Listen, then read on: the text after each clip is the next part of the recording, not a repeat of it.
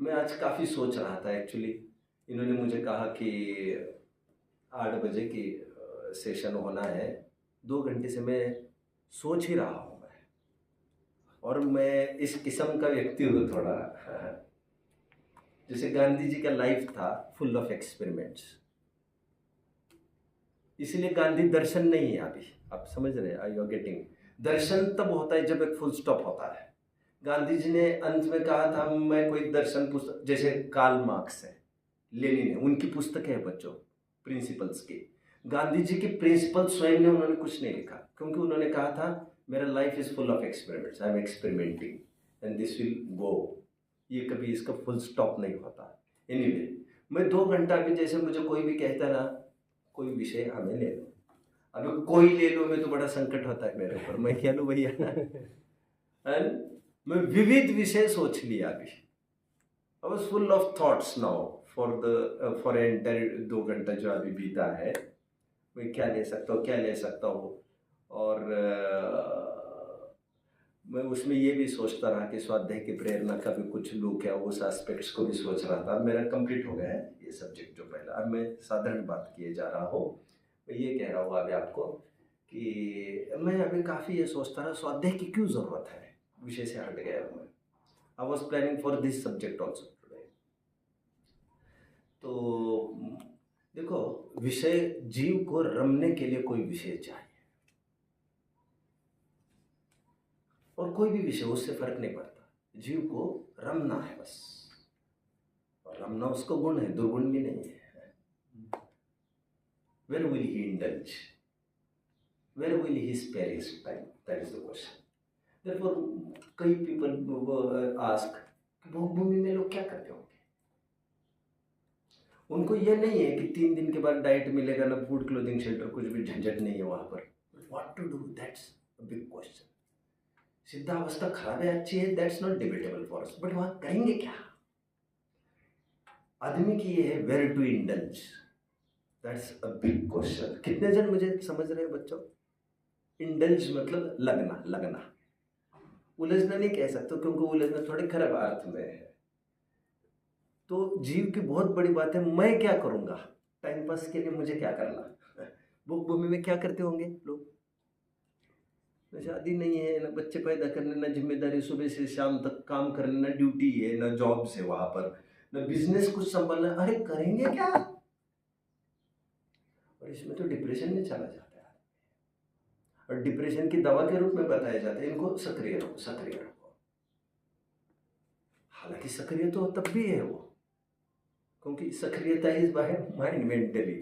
समझ में आ रहा है? अब वो फिजिकली कुछ करके माइंड के कुछ इमोशंस को दबाना चाहता है, सप्रेस करना चाहता है। उस सप्रेशन को समझता है अभी ठीक हो गया हूँ मैं। इतना मूर्ख और बेवकूफ है ये आदमी।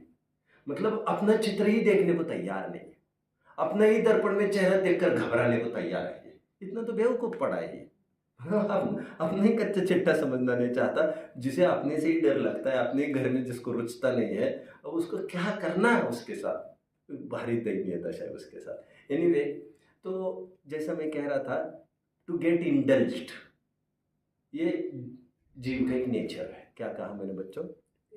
इंडल्ज्ड मतलब कहीं ना कहीं सक्रिय बने रहना। और इसलिए ये मोटिवेशंस में कहा जाता है आप कुछ ना कुछ करते रहिए, कुछ ना कुछ करते रहिए। जहां पर आप रुक गए, थम गए, वहां पर बस आपका मरण चालू होता है, बुढ़ापा चालू होता है। आप कुछ करते रहिए। इसलिए 60s तक, 70s, 80s, 90s करते रहिए, करते रहिए, करते रहिए, करते रहिए। मरते दम तक फिर वो लोभ लोभ लोभ लोभ में मर जाता है। मरते दम तक वो नातेदारी, रिश्तेदारी सब इस झंझटों में ही उलझता रहता है। सक्रियता का अर्थ भी नहीं समझता बेचारा। जितना अभी उनके आंखें जितना पढ़ पाते उतना तो वो समझता। अकल कहाँ से लाता हो? आदमी सब ला सकता है, अकल कहाँ से ला सकता है? Anyway, तो मैं I was just pondering over. मैं अभी सुबह सुबह ये सोच रहा था बच्चों कि स्वाध्याय की जरूरत क्या पड़ी। ऐसा है, जीव को रमने के लिए एक स्थान चाहिए।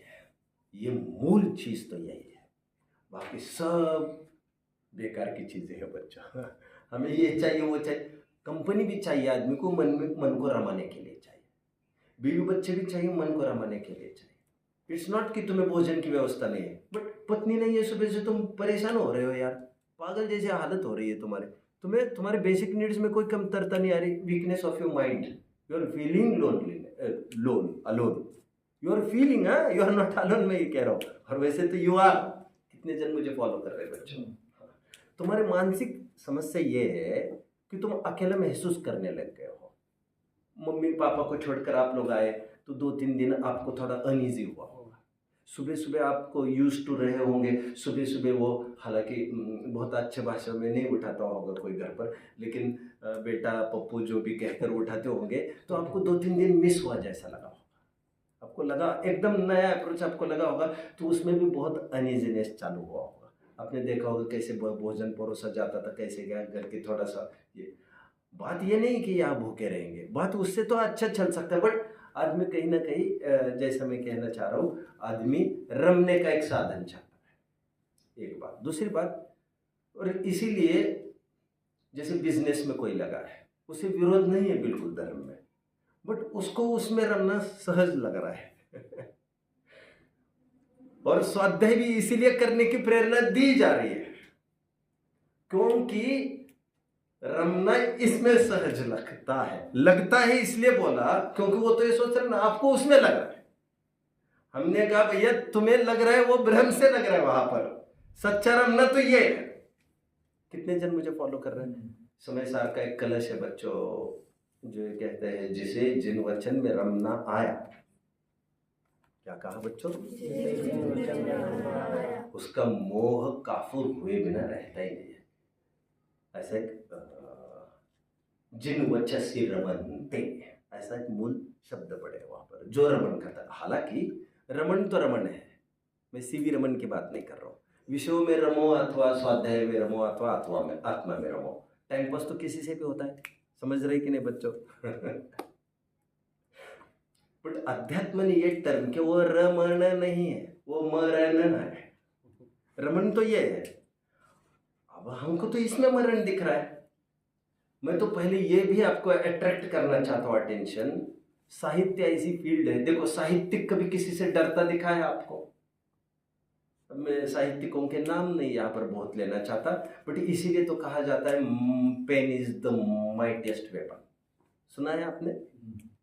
वो, और जिसके हाथ में कलम है वो किसी से भी नहीं डरता। साहित्यिक लोग होते हैं, लेखक लोग होते हैं, वे थोड़े से ऐसे होते हैं, स्पष्टवादी होते हैं, वे किसी से भी नहीं डरते, लाग लपेट भी नहीं करते, वे किसी को मन संभालने के बहुत झंझटे नहीं पाल सकते। वे जो है भैया ये है 2+2=4, और वे समाज का अवेकनिंग करते रहते हैं, वे आई ओपनिंग करते रहते हैं, वे आंखें खोल कर रख देते। तुम मानो न मानो, फिर कितना भी विरोध वे झेलते रहते। टोडरमल जी देख लो, एक मैं वैसे बोलूँ तो समझ में आ रहा है। अब जो श्लोक चल रहा है अपना उसको भूल जाना, सोपकार और परोपकार का। लेकिन कहने का तात्पर्य है साहित्यिक होते ये होते हैं, ये डरते नहीं है किसी से। अब मैं सावरकर को मैं ये नहीं कह रहा हूँ कि मैं उनका फॉलोअर हूँ, बट एक बात कहने की, जैसे मैं हमेशा कहता रहा, सुना होगा आप लोगों ने, मेरे 1-1.5 घंटे की स्पीच आपको सुन लेना चाहिए। पुस्तकालय का जो ओपनिंग हुआ था उस संबंध में आपको सुन लेना चाहिए, उसको आपको काफ़ी आधार मिलेंगे।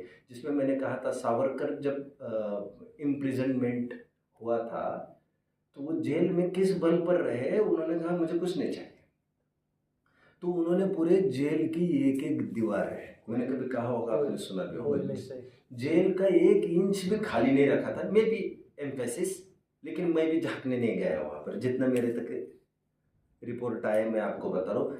दीवार इतनी सी भी खाली नहीं रही, सब जगह लिख लिख कर, क्योंकि लेखकों को क्या चाहिए, विद्वानों को क्या चाहिए, वो तो मैं यहाँ पर लिख लिख कर अपना, और मुझे इसके पीछे आहारोपी न रोचनते, मुझे तो आहार भी नहीं चाहिए आपका, but can you give me a pencil and a piece of paper?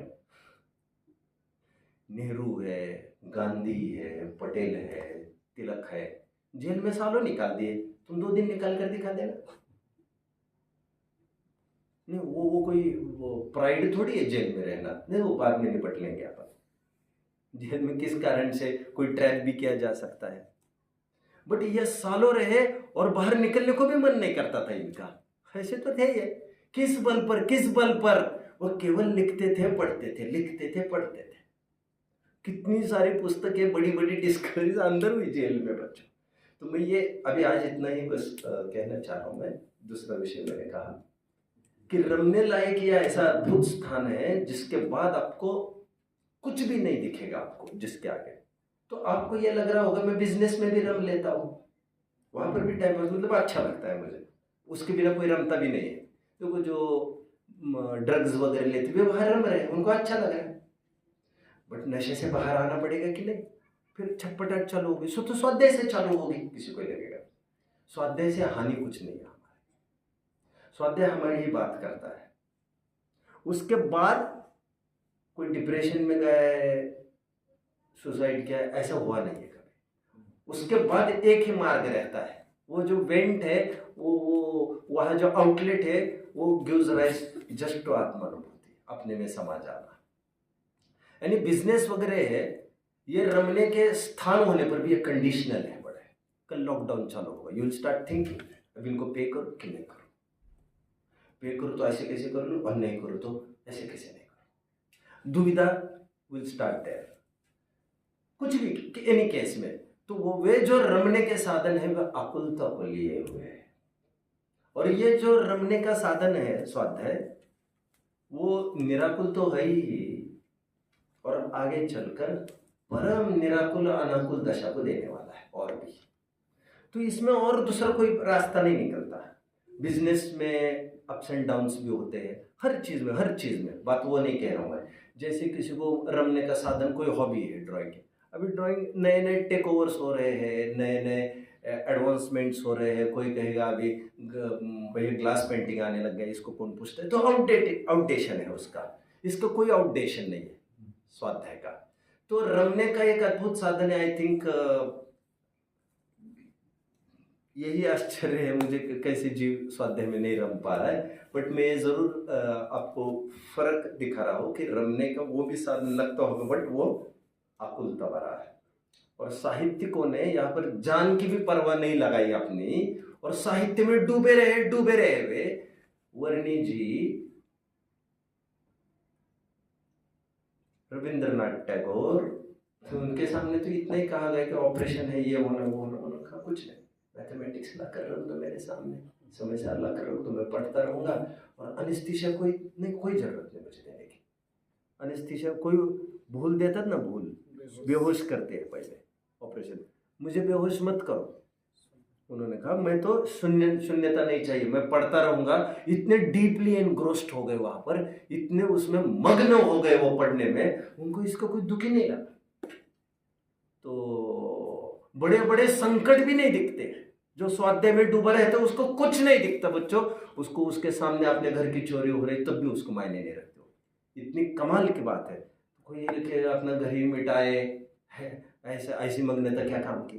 मैं यही तो कह रहा हूँ, मग्नता वही काम की है जो अपने सच्चे घर का पता बताए। जिसे तुम लुटा पिटा समझ रहे हैं, तुम्हें आंखें खुलेगी तो तुम्हारी, बट वो वन टाइम प्रोसेस है। कभी कभी at the end of the life somewhere वो वहाँ पर एक अवसर आएगा समझने का, बट वहाँ आकर क्या होगा।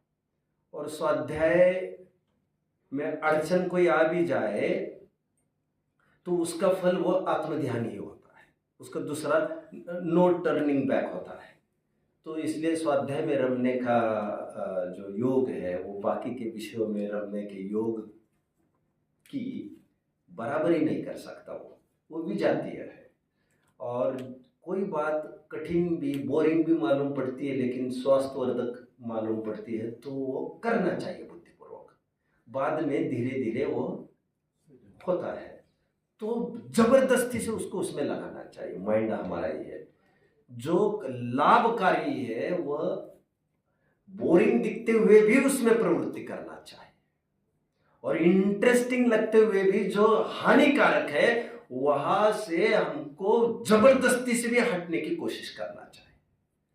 बहुत बार लगता है बैड कंपनी की कभी लत लग जाती है कुछ संगे, वहां से अच्छा लगता है, बट उसके अच्छे नहीं रहते रिजल्ट्स, अभी भी लोग की बदनामी आदि। बट ये सब बदनामी भी नहीं दिखती, सब हालत ही है। जैसे आप स्वाध्याय के गुणगान करेंगे वैसे गुणगान इनके दिखेंगे। शराबी के कोई भी कुछ करे, बदनामी करे, तो उनको क्या खराब लगता है, कोई बात नहीं। अभी उन्होंने पी कहा है, जो बोल रहे हो जो पिएगा वो जानेगा। अब वो उनकी उनकी बात करते हैं, आप समझ रहे। हर एक को रमने का साधन जरूर चाहिए, लेकिन मैं कह रहा हूँ रमने का तो सब साधन चाहिए, बट उसमें रमना ठीक है जो जो पराधीनता लिए हुए नहीं है, और जो कभी ना कभी समस्या आएगी, संकट आएगी, देखो ना, you should try to foresee, उठ कर देखो कि कहाँ कहाँ क्या क्या समस्या आ सकती है। तो ये आकुलता जन्य ये सब रमने के साधन। बहुत जन कहते हैं मैं टाइम पास करने, पैसे की जरूरत नहीं, बस मन रमता है तो कमाते हैं। बहुत जन ऐसे करते हैं और लाखों अरबों दबाते जा रहे हैं, ऐंठते जा रहे हैं, पाप में लिप्त होते जा रहे हैं। और हमारे ग्रंथों में परिग्रह को पाप कहा, आखिर क्यों कहा, उसका भी मंथन गहरा चाहिए। चोरी के अलावा पाप का न्याय युक्त पैसा भी, cut your coat according to your cloth. यदि हमारा जितनी भूख है उससे ज्यादा एसेट्स बढ़ते जाए तो संभालने में तो दिक्कत होगी। आपको आपकी हालत ठीक उसी प्रकार है जो तड़प रहा है बेचारा to satisfy his square meal also, जो 2 टाइम का भोजन मिले इसके लिए जो धरपकड़ चल रही है उसकी, क्या करूं मैं, दो बार का भोजन भी नहीं मिल रहा है। जितना आकुलित वो है उतना ही आकुलित वो आदमी है जिसके पास ज्यादा है। सबके आकुलता के एक वेरिएशंस है, यदि देख सके तो this is only Jainism. Excess मतलब मैं ये नहीं कह रहा हूँ 2 टाइम की रोटी का चाहिए, अब देख लेना चाहिए। जैसे मैं 20 साल जीऊंगा तो उतना उतना निश्चित कर लेना चाहिए। जो आज की ही सोचता है वो तो साधु होता है, वो तो साधु का धर्म है। श्रीमद जी ने बोला होगा जिसके पास आज का खाना वो कल का नहीं सोचना चाहिए, बट मैं ये नहीं मानता ये श्रावक धर्म है। भावना उनकी बहुत अच्छी है, श्रद्धान का श्रद्धे वही कंसेप्ट है, बट कल की तो सोचता ही आदमी। हाँ या ना बच्चों, आदमी मतलब श्रावक, श्रावक। बट तुम मुनि धर्म का भी नहीं, तुम श्रावक धर्म की भी नहीं सोच रहे हो, तो ये कौन से अधर्म की तुम सोच रहे हो, that should be thought now. कितने जन फॉलो कर रहे, तुम तो बीवी बच्चों का भी नहीं सोच रहे, मतलब तुम what about what you are thinking about, किसका सोच रहे हो तुम इतना कमाना, बस एक नशा चढ़ जाती है फिर वो चीज अच्छे लगने लगती है, बट कोई स्ट्रॉन्ग रीजनिंग ही नहीं है आपके पास उस चीज का, तो वो अपने आप में ही हीनता को दर्शाता है। व्हाट नेक्स्ट, क्यों क्यों, हमारे पास यदि क्यों का उत्तर नहीं है तो जो कर रहे हैं भले ही अच्छा लगता है, उसका कोई मतलब नहीं रहता उसका। तो ठीक है बस, और किसी को कुछ पूछना है बच्चों? तो मैं 2 सेट्स की चर्चा की आज वैसे, दूसरी सेट की आई हैडंट प्लान्ड रियली, लेकिन प्लान मतलब मैं आते समय यही सोचा कि अभी ये करूँगा, बट मेरा काफ़ी टाइम गया तो मैं सोच रहा था मैं इसकी भी लॉजिकल रीजनिंग, और मैं बच्चों जो जितना सोचता है ना आदमी उसको फायदा होता है उसका। मैं अभी 2 घंटे ही सोच रहा हूँ मैं क्या क्या विषय लूँ, क्या क्या विषय लूँ, मैं ये भी ले सकता हूँ। और ऐसा नहीं कि घिसे पिटे विषय में, घिसे पिटे में तो मुझे बिल्कुल इंटरेस्ट नहीं है, मैं निरंतर नवीनता चाहता हूँ। और मैं मेरे प्रवचन भी पलट कर नहीं सुनता, मैंने इसमें क्या खोला था, कभी देख लो तो कोई बड़ा बात नहीं है ऐसी, बट मैं निरंतर चाह रहा हूँ मैं कैसे उनके गले कैसे उतार सकता हूँ ये बात, ऐसी सोच में मेरा तो बहुत अच्छा होता है। इस न्याय से पढ़ाने का योग है वो बहुत ही सुंदर है। गौतम बुद्ध के पास एक जन आया और बोला कि आई एम अंडरगोइंग डिप्रेशन। मैंने कहा है किसी को पता भी होगा, आई एम अंडरगोइंग डिप्रेशन, मुझे प्रॉब्लम ये है लैक ऑफ कॉन्फिडेंस है, किसी भी चीज़ में मुझे उत्साह नहीं होता, क्या है क्या क्या करना चाहिए, कोई बड़ी प्रॉब्लम नहीं है, तो मैं क्या करूँ, I am in need of doctor, you are not in need of doctor, उत्तर दिया। अभी हालांकि बुद्ध ने क्या बोला होगा मैं क्या नहीं बोला होगा, वो तो कौन क्या बोलता है, सब बुद्ध ही है तो कह रहे तुम एक काम करो, you are not in need of doctor, ये सब मेरे ही वर्डिंग्स हैं, क्योंकि मैं तो बातें भूल जाता हूँ, कंसेप्ट ले लेता हूँ, वर्डिंग्स मेरे जोड़ता रहता हूँ, और इतिहास ऐसा ही चलता है। इसलिए कहा जाता है शब्दों का मोहताज कुछ नहीं होता है, आप आशय समझो, एंजॉय करो। You are not in need of doctor my dear, तो you are in need of a patient like you. तो क्या करेंगे, एक दूसरों का दर्द बांटते रहेंगे? नहीं नहीं नहीं, दर्द नहीं बांटना है।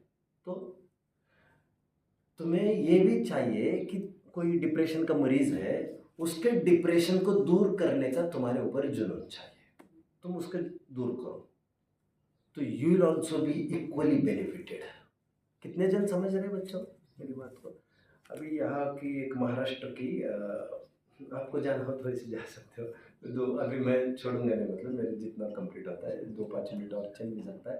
एक पद्म भूषण अवॉर्डी रही है सिंधुताई सपकाळ का नाम कितने जन ने सुना है? Sindhutai Sapkal from Maharashtra. It's so pathetic. आपको कभी, लेकिन बात ये है, ये तो घर पर करना चाहिए यार, हम क्या क्या कराएंगे आपसे, है ना? कितना झटका लगा इसको देर का। एनीवे, सिंधुताई सपकाळ एक अभी चल बसी है शायद, मुझे पता नहीं है एक्चुअली। काफ़ी सारे अवार्ड्स मिले उसे, एंड आई थिंक दूसरी तीसरी पढ़ी होगी, 4th तक पढ़ी है ये कह रहे हैं। तो काफ़ी प्रतिकूलताओं से भरा उनका जीवन था। वो आत्महत्या करने के लिए चली गई। इतना तो सुना होगा आप लोगों ने, जब इतना सुना है तो। आत्महत्या करने के लिए चली गई। लोगों को तो आत्महत्या करने के लिए जाने के लिए भी पैसा नहीं होता, इसलिए भी परेशान है। एनीवे, अभी सबके बस की नहीं है ना रेल की पटरी के नीचे आकर मर जाना। उसमें भी वैरायटीज है, फ्री ऑफ चॉइस है यार, तुम समझते नहीं हो। मरना है बट इस विधि से मरना है, और यही तो बात है, यही तो बात है। एनीवे, वो इजीएस्ट वे समझते हैं, झंझट नहीं चाहिए किसी को। तो उन्होंने कहा कि मैं मर जाऊंगी। उन्होंने प्लान किया कि आज मैं मर जाऊंगी, रात में इसी रेल की पटरी के नीचे आकर मर जाऊंगी। तो उनका रात होने में तो टाइम है, तब तक भोजन पान तो चाहिए यार, तब तक तो खा पी लो। तो उन्होंने रोटी वोटी अपनी, मैं यहाँ वहाँ भी हो सकता हूँ, इसे पता है, इनसे बाद में समझ सकते हैं। तो उन्होंने कहा रोटी सब्जी की थोड़ी व्यवस्था की।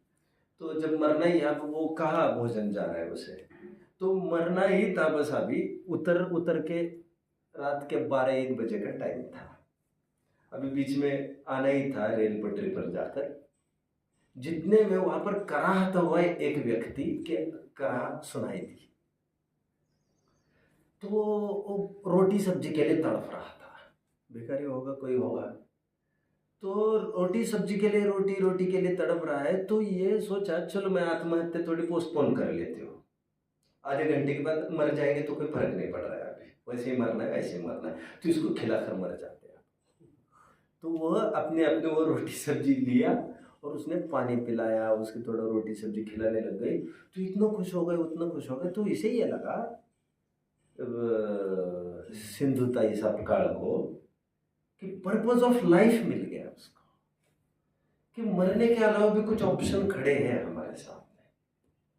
मरना तो सचमुच ऑप्शन ही नहीं होता है।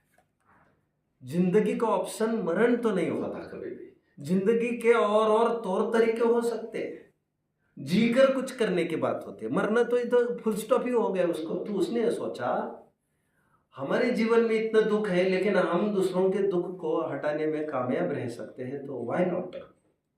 तो उनका लाइफ जर्नी वहां से चालू हुआ, और इतने अनाथ आश्रम रहे उसके फिर बाद में, I am not very sure, सैकड़ों की तादाद में होंगे। जब कभी उसके पति ने, जिस पति ने उसको घर से निकाल दिया था, कभी पति ही उसके आश्रम में फिर दाखिल हो गया। पति बनकर भले ही नहीं रहा होगा, मतलब कैसे कैसे वो सिचुएशंस वो गई है, कभी आपको समझ लेना चाहिए। खैर, मैं तो क्यों सिंधुताई सपकाळ की तरफ आ गया था बच्चों। हाँ, ये कह रहा था मूल में, to overcome depression you do not need a doctor, you need a patient like you, and you should have a strong urge कि मुझे उसे ठीक करना है। That urge will recover you also, help recovering you also। तो ये तो मैं निरंतर, मेरा यही काम है, मैं कैसे दे सकता हूँ। मैं रोजाना 2-5 घंटे आपके पीछे जाते हैं मेरे, आपके पीछे भी नहीं कहना चाहिए। मैं इस विषय को कैसे फोर्सफुली प्रेजेंट कर सकता हूँ, कैसे विरक्ति हो सकती है, कैसे डिटैच हो सकते हैं ये जीव, और मेरा टाइम तो उसी में निकलता है अपना। तो ये मेहंदी की तरह है, दूसरों के हाथ रंगा ले जाओ तो स्वयं रंग जाते हैं। एनीवे, ओम।